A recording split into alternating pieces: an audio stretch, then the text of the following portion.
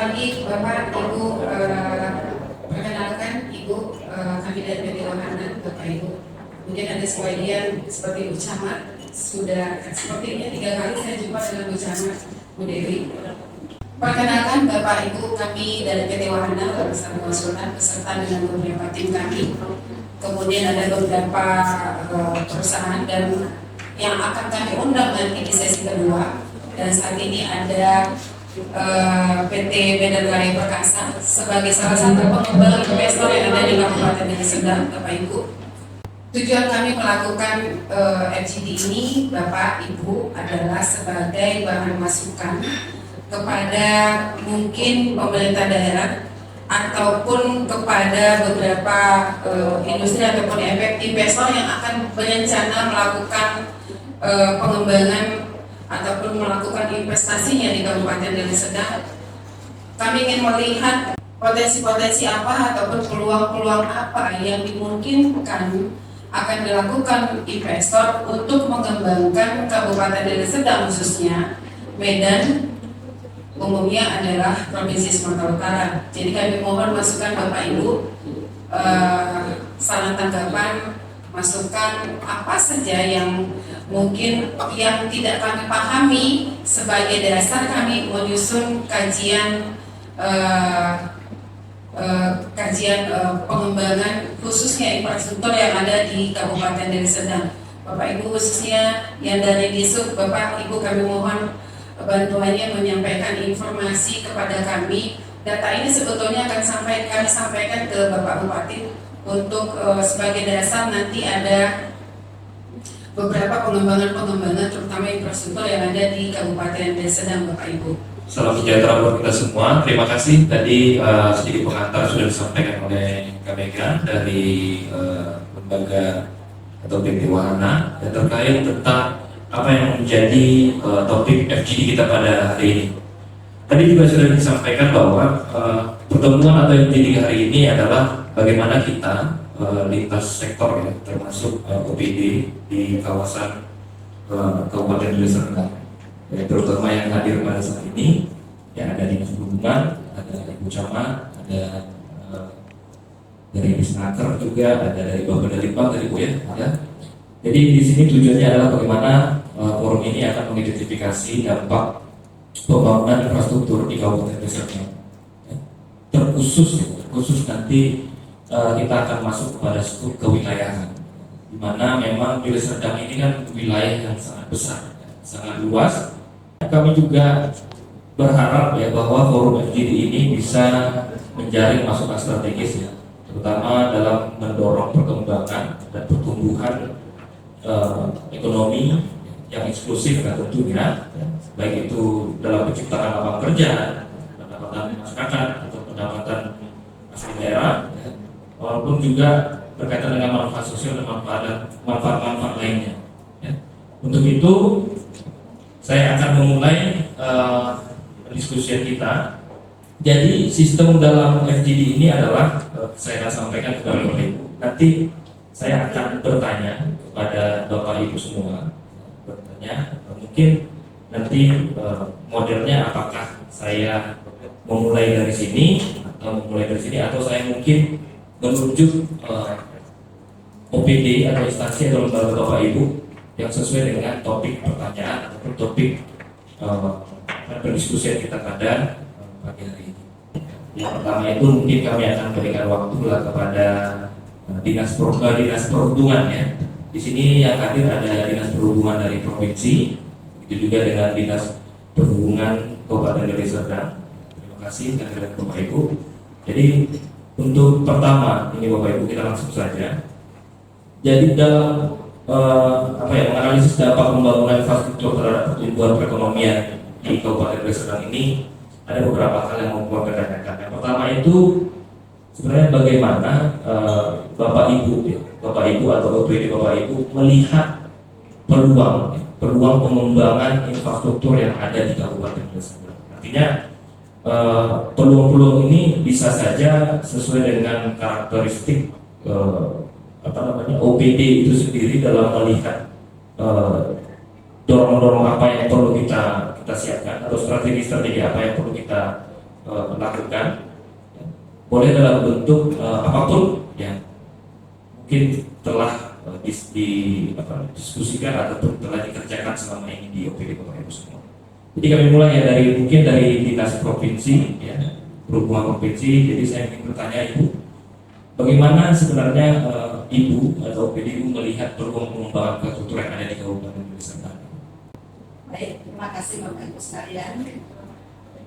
Saya Deberia Tambolon dari Dishub Provinsi. Pertama saya mau sampaikan, Deli Serdang ini tidak pernah putus dari pantauan kami. Bahkan transportasi kita katakan Medan Binjai Deli Serdang. Sekarang transportasinya kita sudah sama-sama melihat apa yang ada yang difasilitasi oleh Damri, dan ke depannya kemungkinan mudah-mudahan bisa tercapai. Kita juga sudah punya ada rencana akan membuat transportasi dengan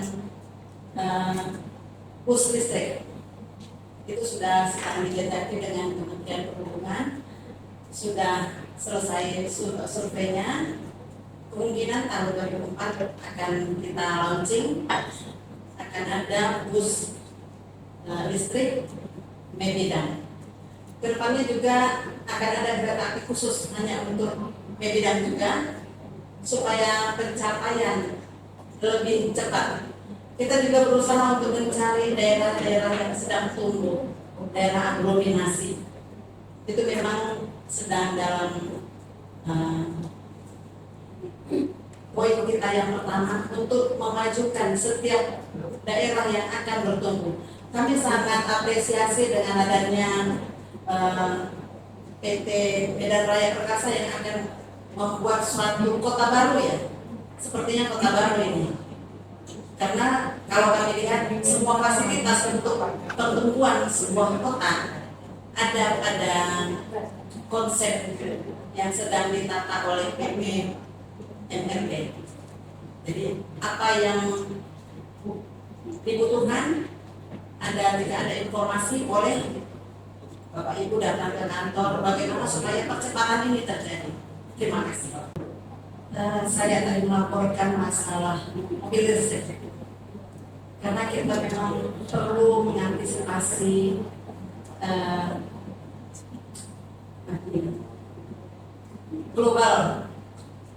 sistem global yang sedang kita galakkan untuk low carbon. Jadi kita akan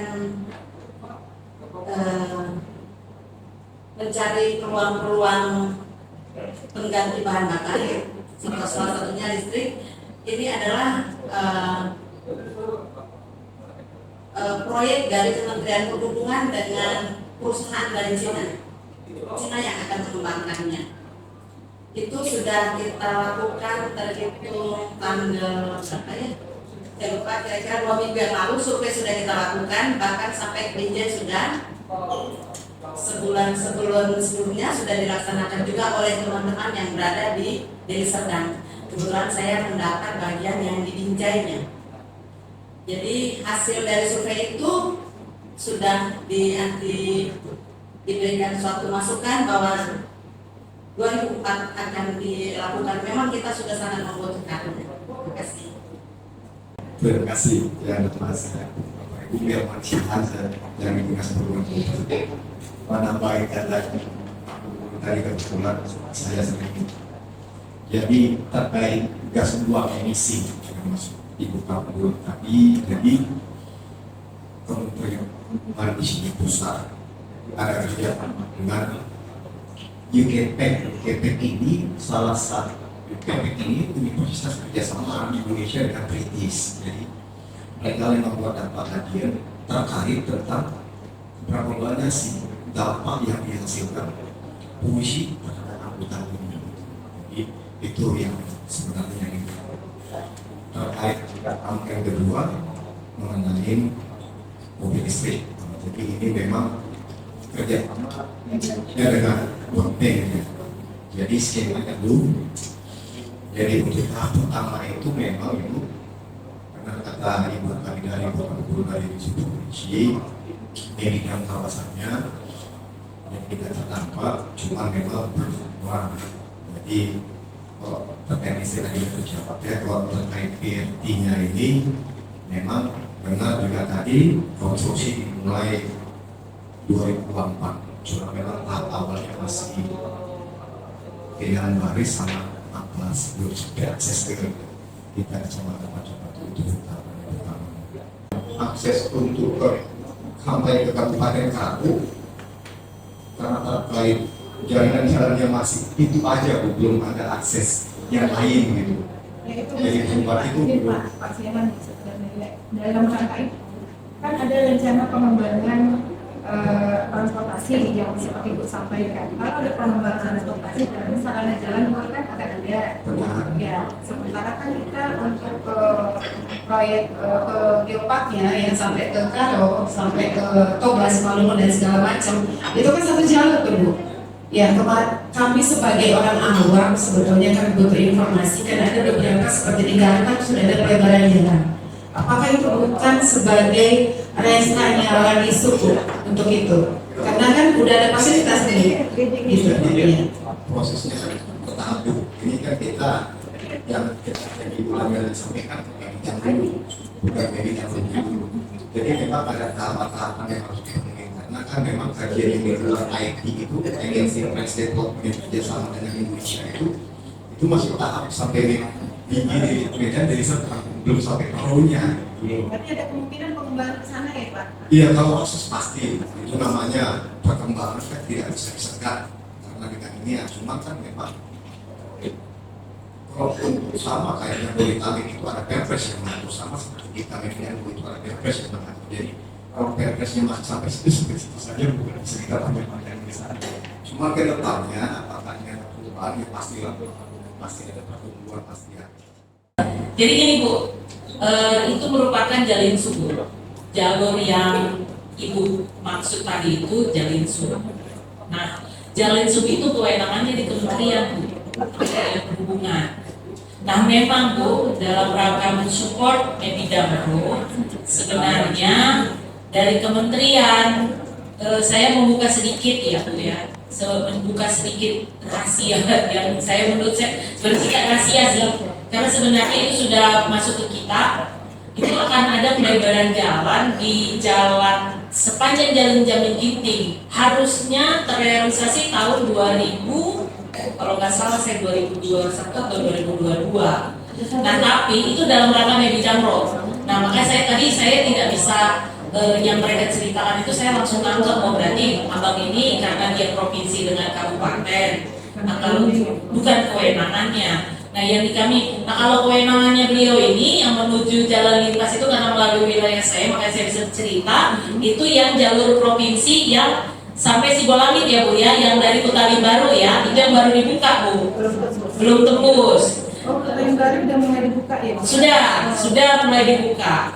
Jadi kalau kita cerita MRP ini punya akses juga ke sana Bu, dari belakang. Nah itu dia ya. Balai Besar Jalan, Balai Besar Jalan itu sudah membuat surat ke saya. Harusnya di 2023 ini ada penambahan fasilitas jalan jalin sub itu kalau kurang lebih sekitar 6 sampai 9 meter. Itu yang surat yang sampai ke saya.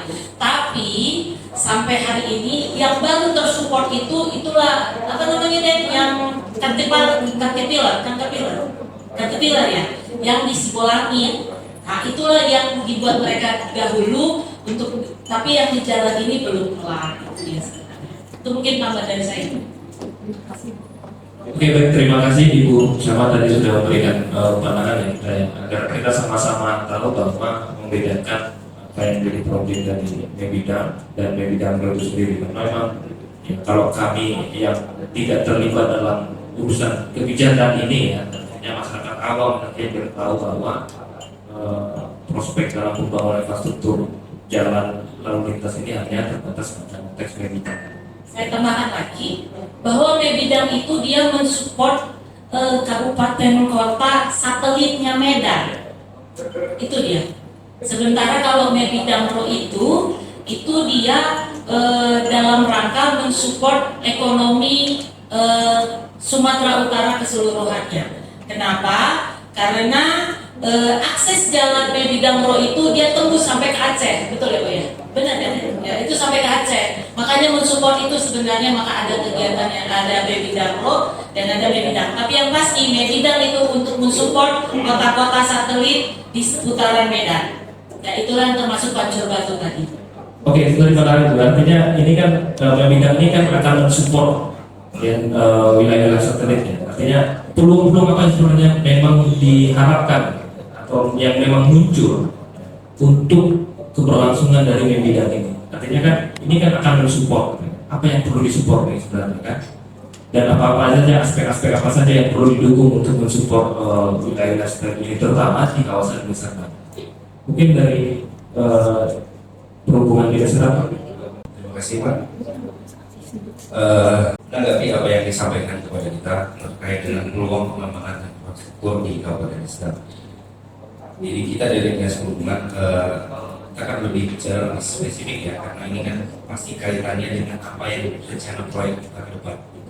Kami melihat apa yang disampaikan ke kita melalui surat kemarin terkait dengan apa yang akan dibangun dengan rencana pembangunan itu, pastinya secara ekonomi pasti ada peningkatan, secara ekonomi pasti ada peningkatan karena ada aktivitas di dalam perhubungan sendiri. Saat ini memang kelas jalan kualitas kapasitas jalan yang ada di jalan nasional yang dilalui untuk di Pancur Batu sendiri itu kapasitasnya sudah mendekati 0,5, jadi hampir terjadi tundaan, apalagi di posisi weekend itu sudah padat gitu kapasitasnya. Jadi dan ada rencana auto reload di belakang yang akan bersinggungan langsung dengan lahan yang kita akan gunakan untuk pemukiman. Kajian dari Dinas Perhubungan sendiri memang sudah dibutuhkan alternatif, apalagi ada kegiatan yang besar seperti ini, di situ sudah pasti akan ada bangkitan lalu lintas, artinya ada perjalanan untuk transportasi. Kami sependapat kalau untuk mendukung kegiatan ini harus disiapkan alternatif jalan. Juga harus disiapkan sebuah kajian terkait dengan jaringan jalan dalam artian alternatif apabila terjadi tundaan, dan juga disiapkan mitigasi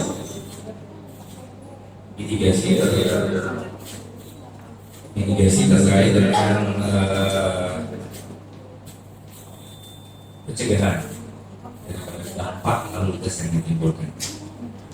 Jadi kalau memang rencana untuk jalan atau ring itu adalah alternatif untuk ke Beras tadi, dan itu bersinggungan dengan proyek yang ada di sini, itu salah satu potensi untuk kemajuan dari apa yang ada di yang rencana dari pembangunan kita itu. Apalagi jika ada rumah sakit dan lain-lain sebagainya dibangun, ya itu juga membantu dari sektor sosial masyarakat di sini. Saya rasa kalau untuk dari kita ya, dari Dinas Perhubungan Kabupaten Deli Serdang menyampaikan untuk infrastruktur jalan di Kabupaten Deli Serdang yang bersinggungan langsung dengan rencana proyek ini masih berada di kewenangannya Badan Jalan. Itu kalau untuk prasarana itu ada di BPTD kelas 2. Tapi rencana untuk jalan di belakang itu mungkin langsung kita ke Deli Serdang dan provinsi. Ya, Terima kasih Pak. Sebaiknya ke depannya kita kalau akan ada activity seperti ini lagi, mari tolong kita undang kembali teman-teman kami dari PU Provinsi. Tentu mereka yang akan lebih memahami daerah mana yang akan dikembangkan sampai 5 tahun ke depan. Tentu hal ini sangat baik buat Bapak. Melihat potensi di mana yang akan cepat pertumbuhannya.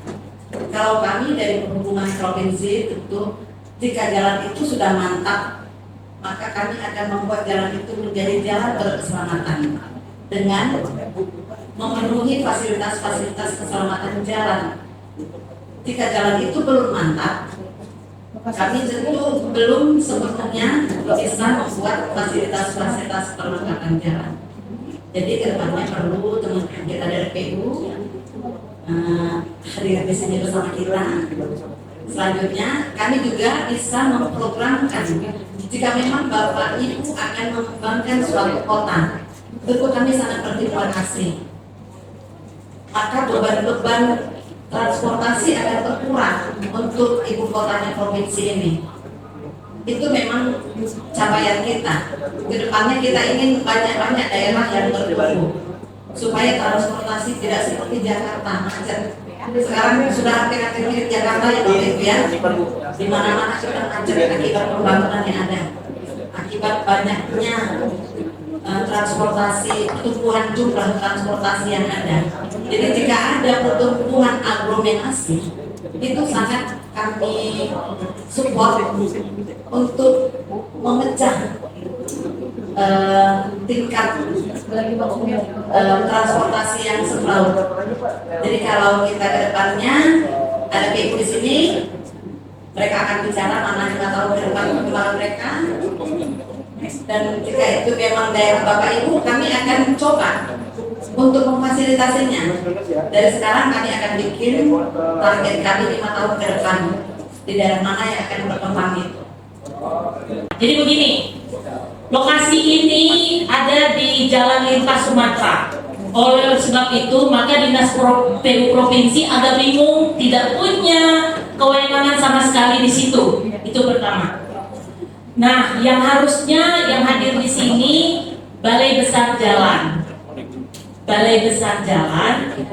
CKTR dengan PU Provinsi, Bapedang Provinsi yang akan menceritai bagaimana sih sebenarnya perkembangan 5 tahun Provinsi Sumatera Utara. Karena seperti yang dibilang oleh Pak Pardede tadi, Deli Serdang ini seksi Bu. Kalau mau kemana-mana, mau ke Aceh, mau kemana-mana, semua lewatnya dari Deli Serdang. Wilayah ini terletak ada di 5 desa.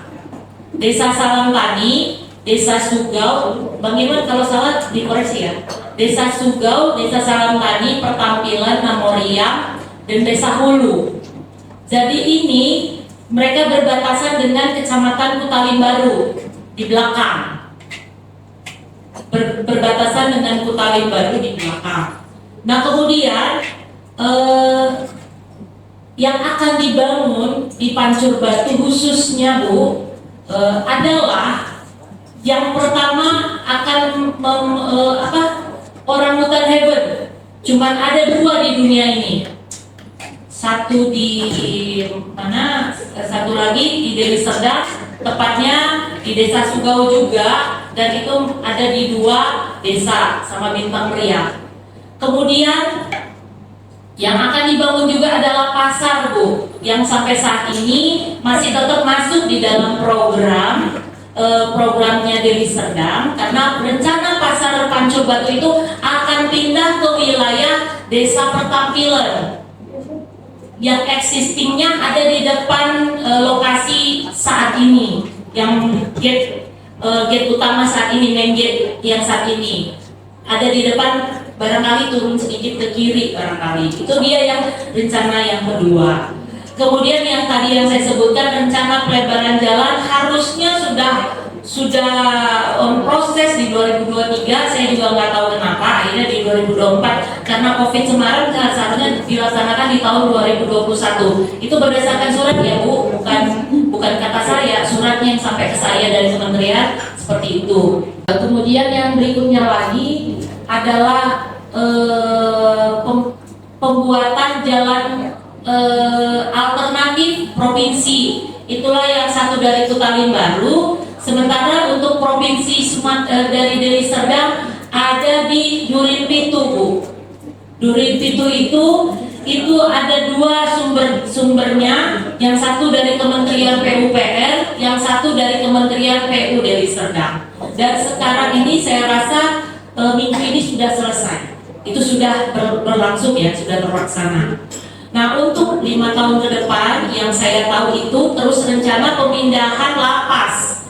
Rencana pemindahan lapas juga lokasinya juga nggak terlalu jauh dari tempat ibu, tapi mungkin existingnya agak jalurnya yang mungkin akan berbeda, agak di dalam seperti itu kira-kira. Ya itu rencana-rencana yang akan terjadi di daerah seputaran Pancur Batu. Jadi letaknya ibu, bapak-bapak dan ibu-ibu yang dari Pemkab dan dari provinsi, letaknya ini adalah menuju Sibolangit. Dari tempat Pancur Batu yang riuh itu, yang ribet, yang macet-macet itu, ada kurang lebih 15 menit ke atas. Sebelum menuju Sibolangit ada di sebelah kanan, itu existingnya beliau ini. Nah, jadi kalau menurut saya yang mereka pertanyakan adalah dalam rangka membangun, mereka ini pengen tahu sih apa sih program-program dari pemerintah untuk mensupport kegiatan mereka. Kalau saya nggak salah ya, benar ya. Nah, jadi kira-kira hal seperti itu. Dan saya sudah menceritakan sedikit gambaran lokasi wilayahnya dengan rencana-rencananya. Nah, barangkali itu bisa menjadi panduan Bapak Ibu untuk melanjutkan diskusi ini. Terima kasih. Tapi Ibu, sedikit saja. Jadi biar berjalan dengan baik FGD kita. Kalau bercerita FGD berarti ada topik yang didiskusikan. Itu dulu poin pertama. Poin kedua, sebelum masuk ke pertanyaan ke masing-masing opini, ini Bu, saya dari Disnaker. Sebaiknya Ibu paparkan dulu sedikit itu. Saya baru Disnaker baru pertama ini. Apa ini? Saya hanya memahami dari surat bahwa akan ada proyek besar di kabupaten tersebut. Idealnya Ibu, izin Ibu, tadi terus bertanya ke perhubungan, terus bertanya ke sini, apalagi saya nanti lukanya bisa kita esek sampai tipis. Bercerita tenaga kerja, sampai merasa bisa Bu. Izin Ibu. Terima kasih Bu. Dan coba Ibu paparkan dulu sedikit. Ini loh. Kami akan memberikan masukan semata-mata. Demikian, mohon maaf biar ada output dari kegiatan ini. Itu kira-kira. Terima kasih. Baik, terima kasih Bu Norma ya Bu ya. Ya, informasi ya. Izin Bapak Ibu, mohon maaf kami sebelumnya Bapak Ibu, kenapa kami tidak tampilkan MLP sebetulnya di awal, bagaimana kegiatan MLP secara umum? Karena di awal itu batasan di kami adalah sebetulnya Ibu, kami ingin mengkaji potensi apa saja seperti yang disampaikan oleh Bu Camat. Kami ini baru tahu bahwa ada proyek besar nanti di desa dan khususnya. Di situ dulu, baru salah satu nanti pengembang yang akan merencanakan untuk mengembangkan daya sedap itu salah satu MLP. Walaupun fundingnya adalah saat ini adalah MLP Ibu. Jadi maka di awal kami tidak sampaikan karena di MLP itu ada lagi perumahan, ada lagi orang hutan handphone, ada lagi yang lain itu Bu di situ. Jadi ini sebetulnya data dasar bukan untuk konsumsi MLP sebenarnya Bu. Di MLP itu sebetulnya saya masukkan Ibu. Jadi mohon maaf sambil proses untuk slide-nya Ibu. MLP itu adalah Medan Raya Perkasa. Dia anak perusahaan dari Jakarta Steel yang base-nya itu base-nya di Jakarta Bapak. Jadi kegiatan MLP salah satunya adalah selain perumahan dia akan bangun rumah sakit. Ini untuk apa Pak? Akan bangun sekolah, akan bangun clubhouse, akan bangun dia swalayan dan banyak kegiatan lain yang akan direncanakan di lokasi MLP. Untuk mendukung kegiatan besar yang ada di MLP itu kami butuh sebetulnya infrastruktur termasuk jalan. Nah, kondisi jalan saat ini adalah seperti yang disampaikan oleh Bu Camat, Pancur Batu pasarnya saja sudah macet. Bagaimana lagi nanti masuk ke dalam lokasi kegiatan yang besar di sana, ada MLP, ada orang hutan yang akan dikembangkan di sana. Itu sebetulnya goal besarnya Ibu Norma. Ya, tetapi kami memang sembunyikan hal itu untuk MLP-nya karena memang bukan MLP fokusnya kami ini sebetulnya kami dapat data secara global bagaimana kondisi potensi pengembangan infrastruktur di desa dan seperti yang disampaikan oleh Bu Camat tadi itu dia datanya awalnya, makanya kami melakukan kegiatan ini. Memang kami miss di situ seperti kata Bu dan tadi kami tidak mengundang balai desa jalan ya Bu, karena memang kami tidak tahu Bu bahwa yang namanya di situ Bu sama provinsi Bapeda Provinsi. Mungkin lain waktu terima kasih Bapak Ibu buat saran dan Bapak dan waktu kita buat kajian sama. Baik Pak, terima kasih. Kami kebetulan lagi menyusun RPJPD untuk tahun 20 tahun yang akan datang, tahun 2025 sampai 2045. Kebetulan nanti saya lihat dulu ya Pak, gimana lokasi di Pancur Batu itu, karena memang banyak pembangunan di Pancur Batu itu seperti yang dikatakan Ibu Camat gitu. Oke, mungkin saja untuk dari Ibu dari Bang tadi ya. Jadi kalau menurut Ibu apa yang menjadi daya dukung ya? Baik itu dari prospek kerjaan, baik prospek dari pendapatan dan lain-lainnya. Bagaimana sebenarnya wilayah ataupun daerah Pancur Batu ini dapat mensupport pertumbuhan dari itu pekerjaan dan lainnya. Terima kasih kesempatan yang diberikan. PT Medan Raya Perkasa izin ya tadi menyampaikan apa misinya,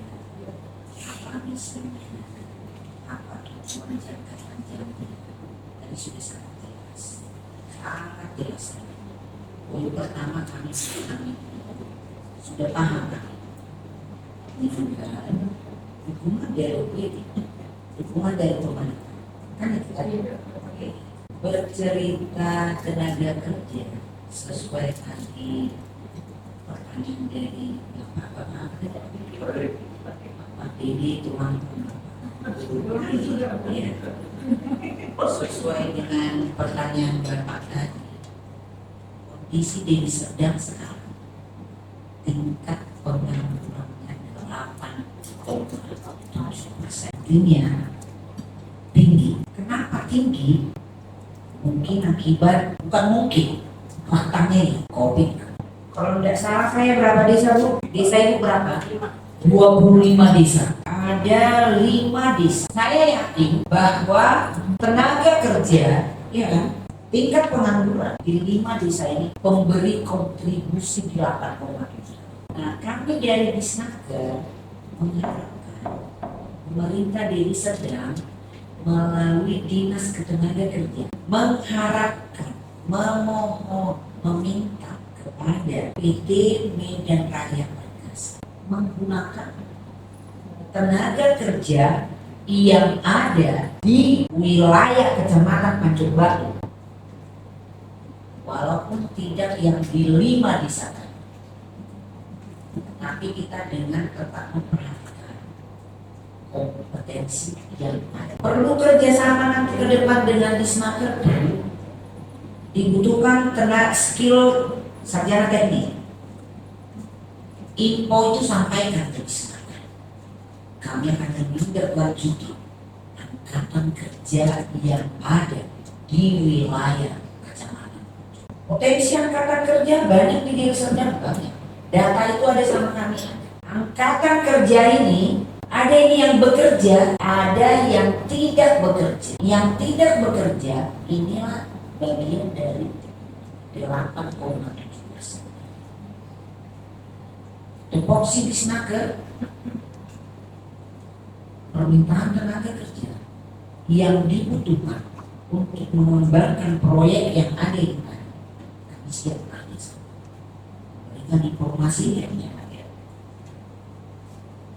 Tenaga kerja ini yang kami harapkan dengan memaparkan tenaga kerja yang ada di Kabupaten Deli Serdang. Tentunya prioritas utama Kecamatan Pancur Batu secara khusus, secara umum Kabupaten Deli Serdang. Maka tingkat perekonomian naik, kesejahteraan masyarakat yang ujung-ujungnya nanti akan tingkat pengangguran.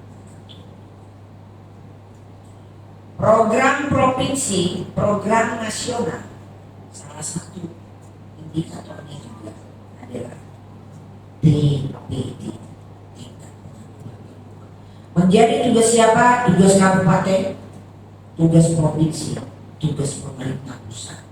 Melalui siapa?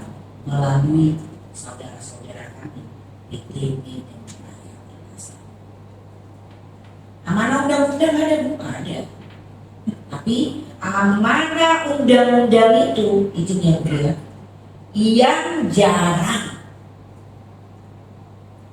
dijalankan oleh PT-PT yang bergerak di wilayah. Faktanya penduduk Medan yang banyak bekerja di wilayah Kabupaten Deli Serdang. Penduduk Medan yang bekerja di wilayah Deli Serdang, tetapi membelanjakan uangnya di wilayah Medan, sehingga tingkat perekonomian mempengaruhi kabupaten. Mungkin silakan Bu kepada Ibu Eka bagaimana menanggapi tentang proposal baru atau bagaimana kontribusinya usaha-usaha saya ini terhadap mungkin ya PAD-nya daerah. Silakan. Oke, terima kasih ya Pak Dede Mubega, kawan-kawan sekalian di sini, senior ini, Bu Numa, Chandra, Bu Saul dan semua yang belakang, Pak Dewi, Pak Sultan. Kami dari Dewi Pak. Saya ini sebenarnya base-nya dulu dari Bapeda, jadi kenal hampir semua kita. Tapi mungkin kalau aspeknya langsung ke koperasi dan UKM yang saya bahas dengan Bu Saul juga, kalau kami ini kerja pasti di aktif ya. Ini kan ternyata dari perkembangan diskusi kita sudah bahas, sudah dengar segala macam bahwasanya ini sudah jalan, tapi nanti memang permukiman dahulu walaupun nanti di sini ada seperti kayak kota mandiri ya konsepnya ya Pak ya. Nah, yang pasti di mana ada PK pusat kegiatan pasti selain aksesibilitas, aspek ekonominya pasti tumbuh gitu tadi segala macam usaha dengan pelaku-pelaku usaha tertentu. Kalau kita bicara data di khusus di Kecamatan Pacu Batu saja, ini Deli Serdang ada 27.000 lebih kurang 27.000 pelaku UKM. Nah, kalau untuk Pacu Batu saja tadi secara data ada 292. Nah itu UKM, kalau koperasi lebih kurang ada 25. Nah problemnya, nah itu dia problemnya itu lingkup kerjanya dinas koperasi dan UKM itu saat ini juga pasti nanti mungkin itu tidak jadi masih itu juga karena kementerian masih membahas itu juga adalah kerjaan ini untuk meningkatkan presentasi koperasi aktif. Koperasi ini ada, tapi kadang-kadang nggak aktif. Jadi kalau sekarang di ghosting aja gitu, ada nama, data, tapi kita datangi ternyata sudah tidak aktif. Apalagi dari zaman dahulu yang koperasi ini punya aset Pak. Ternyata aset itu udah digunakan untuk siapa, oleh siapa, itu masih jadi problem buat kami di dinas koperasi. Kemudian untuk pelaku usaha yang arahan dinas koperasi UKM itu pelaku usaha adalah meningkatnya UKM naik kelas. Bagaimana UKM disebut naik kelas? UMKM lah ya Pak, ini kan mikro kali kabupaten kota, begitu menengah dan apa kan sudah up di provinsi dan di. Nah begitu dia disebut naik kelas, begitu dia ada meningkat di penggunaan, ada meningkat di operasional, ada meningkat di tambahan sumber daya manusianya, ada meningkat di model transaksi dan strategi pemasarannya. Jadi salah satu yang digadangkan sekarang ada dimotori oleh OJK, ada itu kegiatan yang disebut TPA tadi, tim percepatan akses keuangan daerah. Itu meminta UKM biar apa? Biar lebih go digital, belajar dari zaman COVID ini hampir lebih dari 3 tahun ya Bu ya. Jadi kan kita ini kan secara lokal, misalkan di Pacu Batu kita bahas, ini saya kasih contoh lupakan misalnya. Kalau pada tahun-tahun sebelumnya pasti tahu nasi goreng nenek yang pedih, coba begitu COVID nggak bisa beli itu. Ternyata kenapa nggak bisa? Karena dia ternyata nggak trigger di platform digital. Dia nggak bisa mencari dari dia. Dia nggak bisa mencari dari bumi. Nah itu kita fasilitasi. Nah untuk permodalan kita bantu. Seperti sekarang dinas koperasi sudah ada PKS dengan Bank Mandiri. Ini di luar cerita tuh ya, sudah semakin meningkat oleh Pak Presiden kan sangat concern di soal itu. Ini secara sektoral, secara pemerintah regional ini. Dinas koperasi sudah PKS dengan Bank Mandiri untuk pinjaman tanpa agunan di bawah 10 juta bagi pelaku usaha. Nah, sudah PKS juga dengan siapa? Dengan BPJS Tenagakerja untuk perlindungan para pekerja di sektor UKM. Kemudian sudah PKS juga dengan siapa? Dengan Kemenkumham. Perihal apa? Hakim. Nah, sekarang dinas koperasi juga sudah punya tempat konsultasi Jadi bagi usaha baru, pelaku usaha baru, tinggal datang aja, tinggal fasilitas legalitasnya. Mau punya SIB walaupun itu ranah perizinan, sudah bisa kita bantu. Untuk halal kuenya sudah bisa kita bantu. Apabila nanti dia hanya kelas rumah tangga dan kecil, belum perlu ke Bepom, kita bantu dengan PIRT, izin untuk rumah tangga, usaha rumah tangga. Jadi sudah seaktiflah kita saat ini untuk koperasi. Jadi tentu usaha baru atau peningkatan dari usaha yang sudah ada tentu sudah akan sekali dukung dan sudah ada aturan. Nah, dengan situasi pacu batu tadi ceritanya dengan Bu Sandra tadi saya tanya, ini wilayah di mana? Wilayah Rakyat atau belum? Otak-otak juga dengan kawan-kawan dinas koperasi. Nah, ternyata UKM kita pun, sentra-sentra kita di wilayah yang akan jadi posisinya ini belum terlalu tumbuh. Sentra kita tuh paling banyak di lingkungan wilayah lingkungan ya Bu Sandra ya. Nah, ya memang nanti para partai yang jangan kritik lagi. UKM itu nggak harus kritik. UKM nggak identik dengan kritik di mana-mana banyak. Nanti kayak Pak Mukti, kritiknya dari keuntungan. Masuk lagi Indonesia dengan label Korea, rasa gochuja. Ada Pak UKM kita yang sudah aktif, nanti Pak Riki bisa terangkan lebih detail lagi. Dia butuh berapa ya Pak Riki ya? Ini peluang usaha banyak Pak Bu. Si Pak Mukti ini untuk sekian ton, lebih kurang berapa ton ketika 4 ton per hari. Untuk per hari loh Pak, untuk KIP. Nah, bahan baku. Dan yang di Korea itu harus bulat, nggak boleh patah, harus sempat. Tapi nanti jadi kita sampai kita kirim ke Anda yang lagi belajarnya, jadi biar dia cantik di Korea sana. Jadi beredar PPP mungkin kasava chips segalanya gitu, kadang-kadang sebelumnya jam dan segala macam itu punya kita. Nah, itulah yang mungkin itu lebih up lagi aspek perdagangannya juga di sana ya, soal pasar juga di sana gitu. Jadi kalau untuk koperasi dan UKM, memang tugasnya kami pasti memfasilitasi itu. Kalau koperasi, kami tetap pengawasan untuk memantau dia aktif atau tidak. Kategori aktifnya apa? Apabila dia melakukan draft tepat waktu rapat anggota tahunan Pak. Kemudian kalau untuk UKM itu tadi, kalau dia pelaku usahanya apa yang bisa dibantu untuk dia. Kalau memang masih gaptek, pelatihan itu banyak. Untuk 2024 ada 24 macam pelatihan kita buat. Baik itu pelatihan untuk keahlian, baik itu pelatihan untuk kemampuan SDM-nya. Karena problemnya UKM ini apa? 3. Koperasi permodalan, SDM dan pemasaran. Itu bukan problem lokal, Pak. Itu problem nasional. Memang itulah gambaran UKM. Jadi kami pasti di seputar itu pasti kami. Nah, seperti yang saya sebutkan tadi, kalau untuk pelaku usaha baru itu pasti muncul. Begitu ada perumahan itu pasti muncul. Cuma ada satu catatan yang perlu saya ingatkan. Ini dulu pernah terjadi. Saya pernah bertugas di perizinan. Lebih kurang setahun setengah cuma sebentar, tapi saya nemu problem seperti itu. Kita tahu kawasan Cemara Asri. Itu kan kawasan mampu. Nah, karena di awal dulu konsepnya adalah perumahan, ternyata itu sangat berkembang. Cemara Asri. Belakangan di kawasan komersil, ini semua orang ikut-ikut ini gara-gara dulu ada HU. HU itu apa? Izin gangguan ya. Sekarang udah gak ada lagi. Dengan adanya peraturan tentang percepatan berusaha tahun 2016 itu kan udah gak ada. Nah, ada tetangga yang ada pernyataan tidak berkeberatan ya Kak ya, itu ada yang diminta. Nah, itu ada yang berkeberatan dengan dia membuat usaha, tentunya dengan setelah rumah kita buat usaha, otomatis di sebelah-sebelahnya diganggu. Ini terjadi juga di Lubuk Pakam. Sekarang kan konsep PKP, rumah-rumah lama hanya dimodif sedikit, dikasih kursi-kursi taman, jadi kami kekinian. Ya. Nah, tapi kan gak ada ini semua. Tetangga mana belum bisa masuk rumahnya.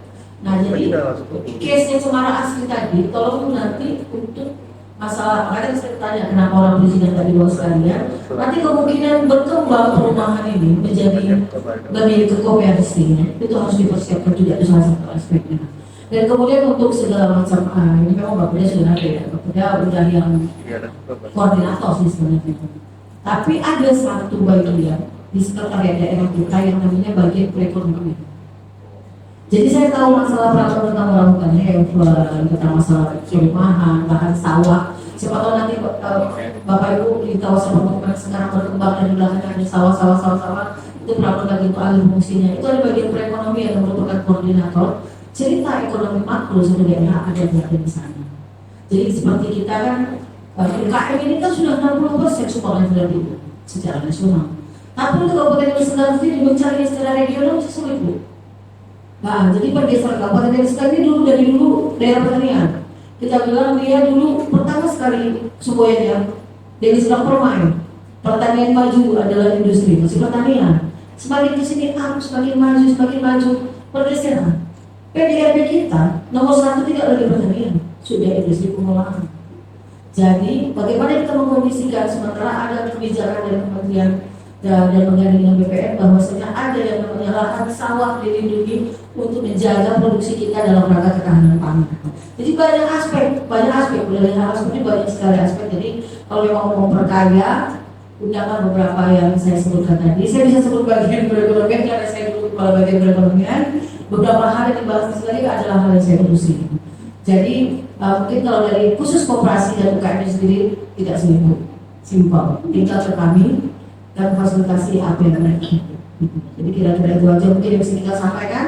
Nanti untuk yang aspek ekspor, perdagangan dan pasar boleh kita sampaikan. Terima kasih.